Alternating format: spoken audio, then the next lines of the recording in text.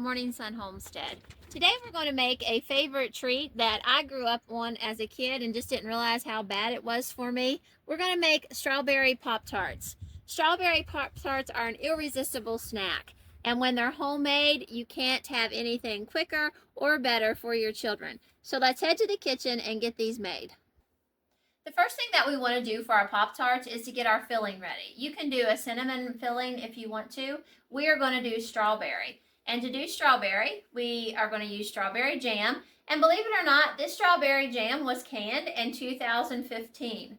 So we're looking at 10 years, and it's perfectly good. There's no mold. It has settled in the jar just a little bit. And there's a little dust on the jar maybe. Nope, it's probably just something from inside. But it's good. It's perfectly good. So the first thing that we're going to do is open this, put it into our pan, and then we're going to add a thickener once this starts to heat. Once we have our strawberry jam out of the jar, we're going to heat it up, because to this, yes, it's plenty thick right now, but that's because it's cold. It just came out of our storage area and it's cool in there, so that's why it's so thick. But to that, we need to add a thickener. You can use cornstarch or flour. Of course, I'm going to use arrowroot powder because that's what I always use. We're going to use a tablespoon of arrowroot powder to 1 tablespoon of cold water. Make sure it's cold and not hot. Once this heats up, we'll put it in there. We'll stir it all together and we'll turn it off and let it cool. So let's get this heated and we'll proceed from there. With the arrowroot powder and probably cornstarch as well, you need to make sure that you mix well, because it'll be some on the bottom that you won't get mixed up, and we want to make sure that we get it all.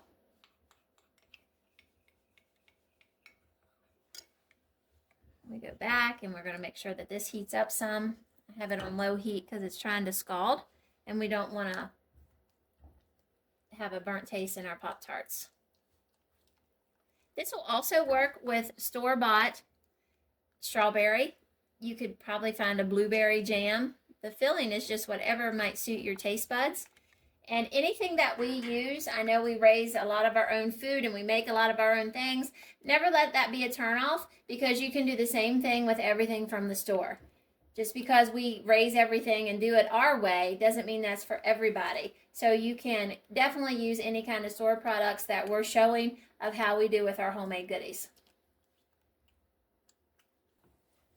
Our jam's beginning to boil. We're going to add our thickener. Stir it all in.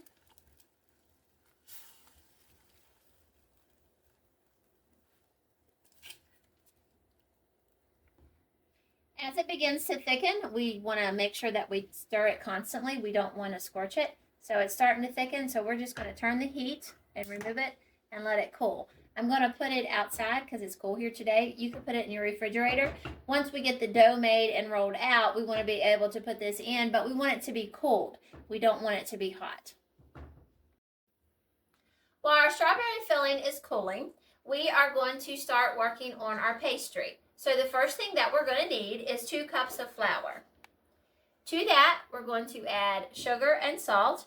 And as always, we will put the recipe in the description below. To this, we're going to add our butter that we have put in the refrigerator freezer. So it's got to be cold. You don't want anything that's warm. When we cut this into our dough, we want it to be cold or cool. You can use a pastry cutter to put this into the dough. I just use a fork. And we are looking for a resemblance to coarse cornmeal or pea size, however you want to put it. But we just need to blend this well with our sugar, salt, and flour. Now we're going to add milk and egg. We are going to put them together, and they need to be beat until they're joined together. And then we're going to start adding it a little bit at a time to our dough.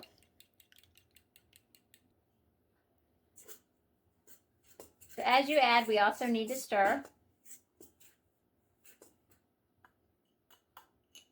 Now, this is going to make a dough that if you feel that it's not coming together, which this doesn't look like it's going to, you can take it out and put it on a lightly floured surface, and we can knead it together until it does come together. So I'm kneading the dough to bring it all together. As you can see, it's still pretty dry. I may end up adding just a little bit more milk, but when I do, it will only be a half a teaspoon at a time until it all comes together. But first of all, I'm going to work it and make sure that it's not going to come together with just the ingredients that's in here. As I was kneading the dough, I kept working and working and working, and it does not need to have any extra. That's not saying it hasn't at times, because I've had to add extra before.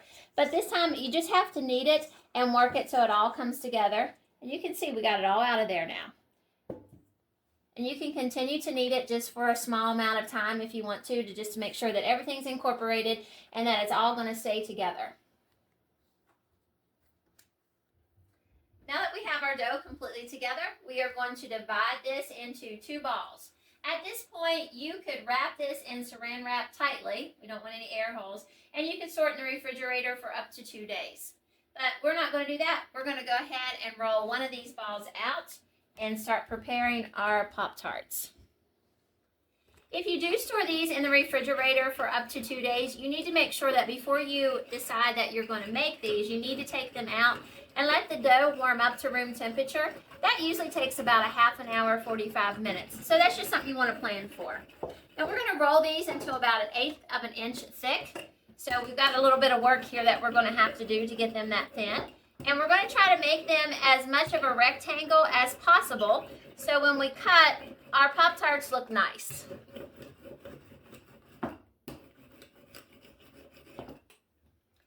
Now I'm going to start to cut. I'm going to use a pizza cutter, and you just cut a perfect square or rectangle as the best that you can.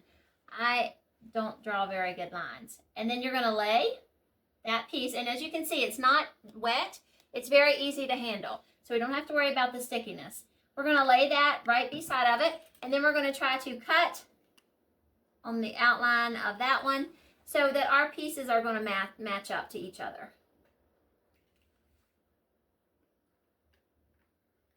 You could also use a sharp knife. You most certainly do not have to use a pizza cutter. And they come up very easy. Just take away some of the top and they pull up.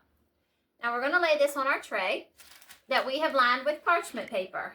We had previously always used white parchment paper, but my daughter has researched that and found out how unhealthy that was for us. So we've moved now to the brown, which is much more healthy because it doesn't have the petroleum on it that the white does. Once we have our one pastry part laid there, we're going to get our filling and we're going to put filling on it. You don't want to overdo the filling because if you do, it's going to pinch out the sides and then it's not going to bake right. So let's work on that now.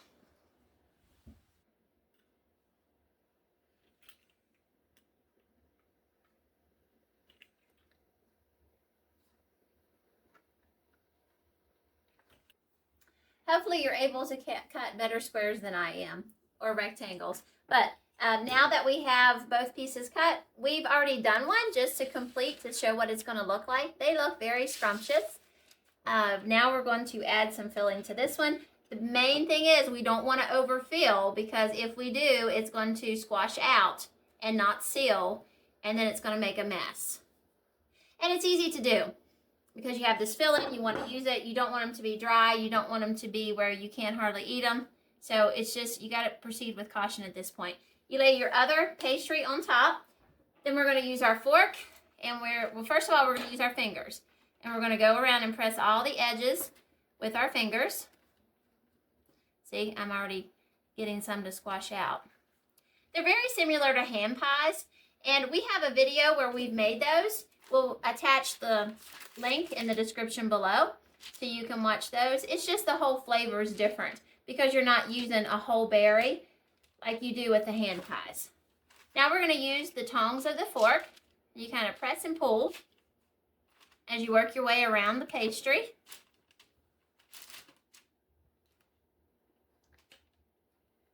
You want to make sure you seal all 4 edges.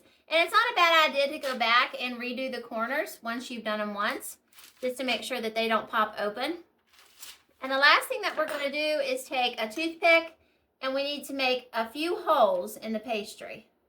Now this dough is just a little bit tough, so you have to press. That's why I'm not using a fork, because if I use a fork, it's going to pull the whole thing up. And we just did 5 holes. You can do 4, you can do 3, but you just need to make some so that the steam can come out once they're ready. And then we'll move it down here with the other one.